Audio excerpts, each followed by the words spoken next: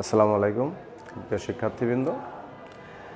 তো দ্বাদশ শ্রেণীর শিক্ষার্থীবৃন্দ, আমরা পূর্বে বহুপদী এবং বহুপদীর সমীকরণের মধ্যে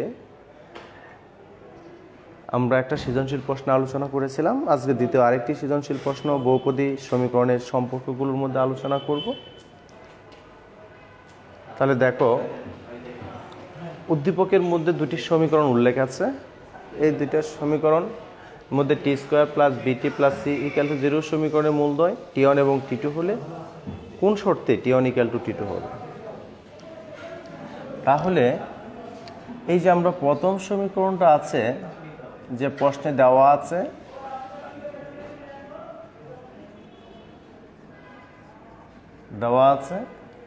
টি স্কোয়ার প্লাস বিটি প্লাস সি ইকুয়াল টু 0 সমীকরণের মূলদ্বয় টি1 ও টি2। এখন বলা হলো কোন শর্তে এই সমীকরণের মূলদ্বয় সমান হবে টি1 এবং টি2। তাহলে সমীকরণের মূলদ্বয় আমরা এই যে মূলের প্রকৃতিটা পড়েছিলাম যে ধরন, সেখানে আমরা একটা শর্ত জেনেছিলাম কি কি শর্তে মূলের বৈশিষ্ট্য ধরনটা কীরকম হয়। তাহলে এই সমীকরণের মধ্যে যে দুটা মূল টি1 এবং টি2 আছে তার সমান হবে যদি নিশ্চয়কের মানটা 0 হয়। তাহলে এই সমীকরণটি নিশ্চয়ক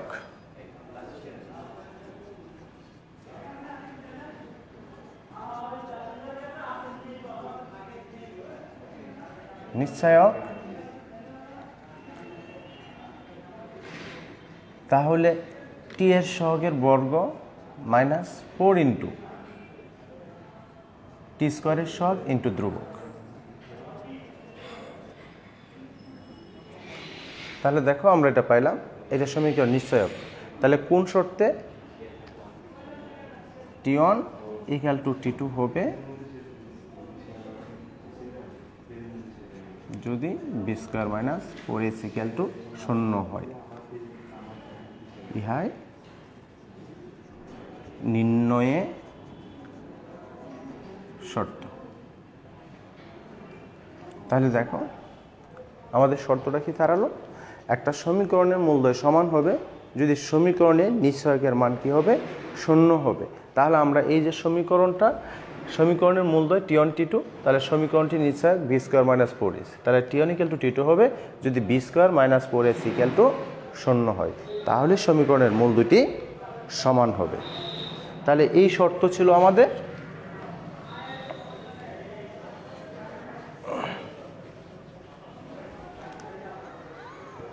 তারপর দেখো যে উদ্দীপকের সমীকরণ দুটি সাধারণ মূল থাকলে আমাদের উদ্দীপকের সমীকরণ দুটি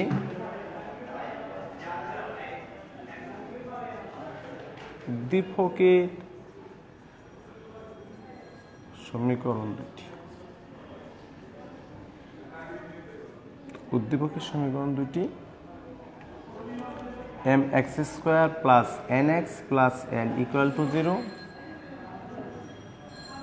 ও l x square n x plus M equal to 0। আমরা বললাম যে সমীকরণ দুটি সাধারণ মূল যদি থাকে, তাহলে আমরা ধরে নিলাম যে দুটো সমীকরণের সাধারণ মূল, অর্থাৎ একটি মূল একই ধরনের হবে, তখন সেটাকে সাধারণ মূল বলা হয়ে থাকে। তাহলে আমাদের ধরি 1 নং ও 2 নং সমীকরণের সাধারণ মূল আলফা। 1 নং এবং 2 নং সমীকরণের সাধারণ মূল হলো আলফা। তাহলে এই মূলটা দ্বারা সমীকরণ দুটি সিদ্ধ হবে। তাহলে সুতরাং M alpha square N alpha plus L equal to 0, L alpha square plus N alpha plus M equal to 0। তাহলে এই সমীকরণ দ্বারা সিদ্ধ হল। এখন আমাদের টার্গেট এই যে সমীকরণ দুটি সাধারণ মূল আছে, এই সাধারণ মূলের মাধ্যমে আমাদের এই সম্পর্কটা প্রতিষ্ঠিত করতে হবে। তাহলে আমরা সাধারণ মূলের মানটা বের করব। তাহলে এই যে দুটি সমীকরণ হলো, আর গুণন পদ্ধতি প্রয়োগ করে পাই।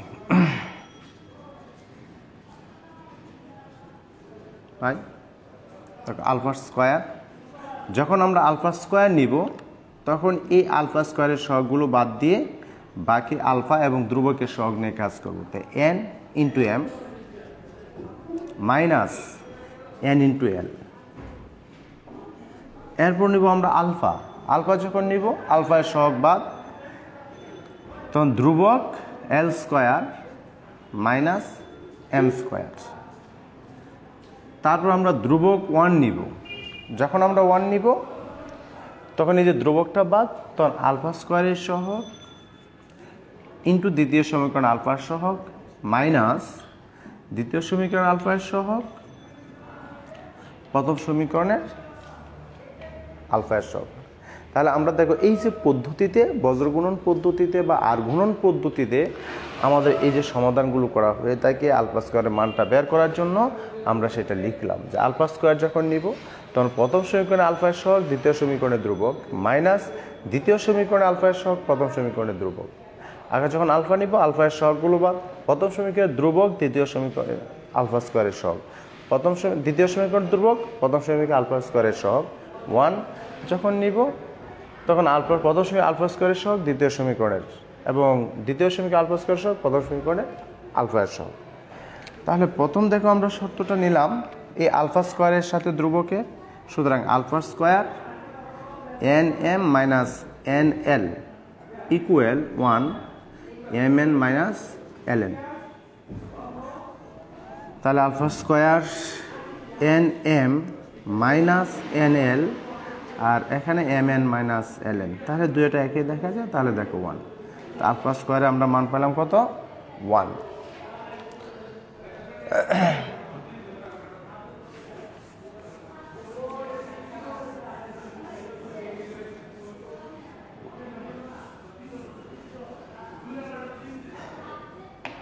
আবার এবং আলফা, এখন আলফার সাথে ধ্রুবকের সম্পর্কটা নিব। দেখো কি আসলো 1/mn মাইনাস ln। তাহলে দেখো আমরা আর গুণ করে দিলাম l square minus m square equal to alpha mn minus ln। আমরা আর গুণ করে দিলাম কারণ আমাদের target m plus L equal to plus minus n দেখানো। আর পূর্বের সমীকরণের মধ্যে আমরা আলফা স্কোয়ার ইকুয়াল টু 1 পেয়েছি, তাহলে উভয় পক্ষকে আমরা বর্গ করে দিলাম। এই যে আলফা স্কোয়ার সম্পর্কটা আনার জন্য আমরা কি করে দিলাম, বর্গ করে দিলাম। যে বর্গ করে কেন বর্গ করলাম, এই দেখো আলফা স্কোয়ার ইকুয়াল টু 1 আছে।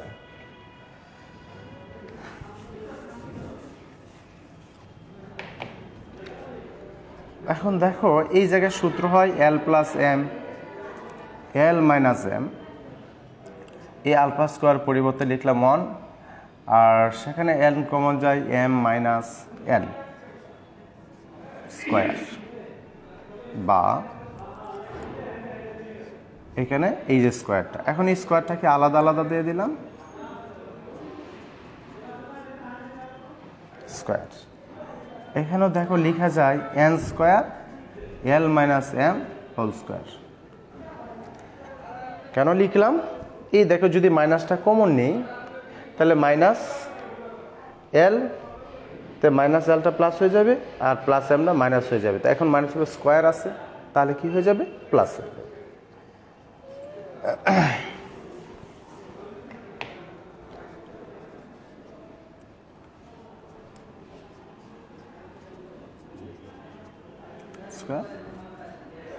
এল মাইনাস এম স্কোয়ার দ্বারা ভাগ করে, যেহেতু এল মাইনাস এম নট ইকুয়াল 0, কারণ এল এবং এম সমান হতে পারে না। যদি এল এম সমান হয়ে যায় দুটি সমীকরণ একই হয়ে যায়, এই কারণে আমরা লিখলাম l minus m square not equal to 0। তাহলে এখন যদি আমরা বর্গ করে দেই, বর্গমূল করে দিই, এই দেখো প্লাস মাইনাস 1। তাহলে আমাদের দেখানোর জন্য বলছে, তাহলে শর্ট।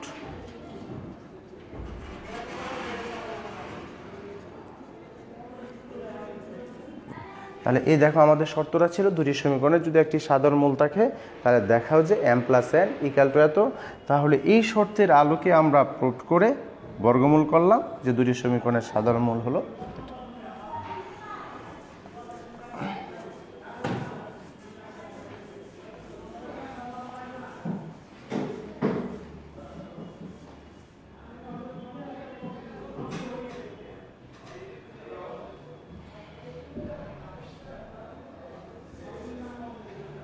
এখন দেখো আমরা গ নম্বর প্রশ্নটা করব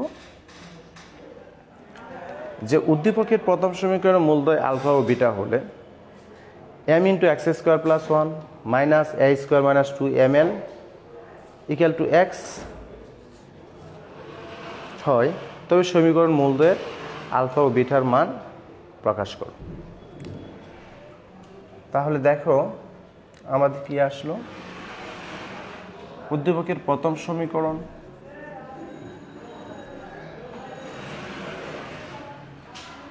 mx² + nx + l = 0। এই সমীকরণের মূলদ্বয় যে এই সমীকরণের মূলদ্বয় আলফা ও বিটা প্রশ্নে দেওয়া আছে।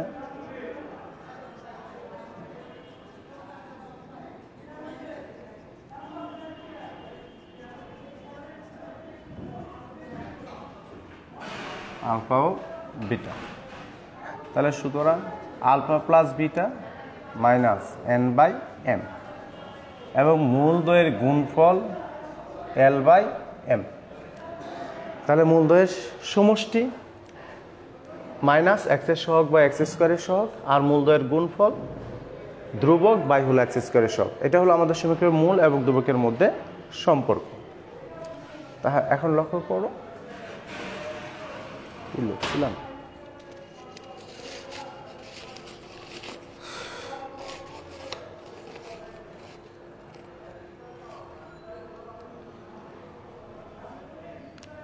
তাহলে প্রদত্ত সমীকরণ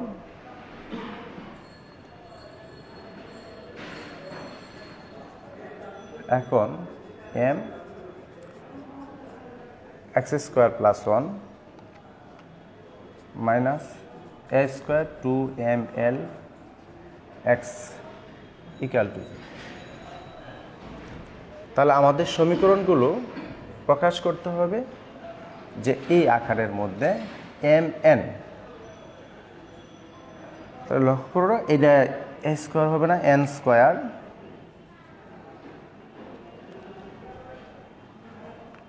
আর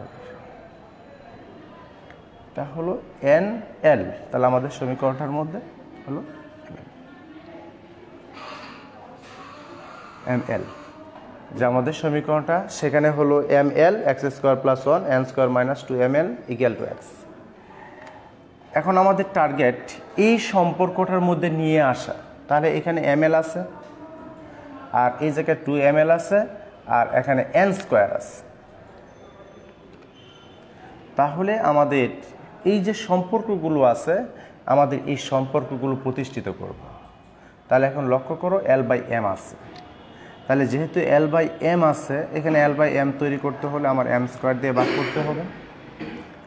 তাহলে লিখলাম x² + 1 মাইনাস n², তাহলে n² বাই হলো m² মাইনাস 2l বাই হলো m ইন্টু x = 0। উভয় পক্ষকে m² দ্বারা ভাগ করে। তো দেখো l/m সমান আলফা বিটা x² + 1। তাহলে কি লিখলাম, এই n²/m তাহলে দেখো লেখা যায় আলফা প্লাস বিটা স্কোয়ার আর 2l/m আলফা বিটা x = 0। তাহলে alpha beta x² plus alpha beta এই জায়গায় এই অনুসিদ্ধান্তটুকু লেখা যায় alpha minus beta whole square equal to x. Alpha minus beta equal to x. তা alpha beta x square minus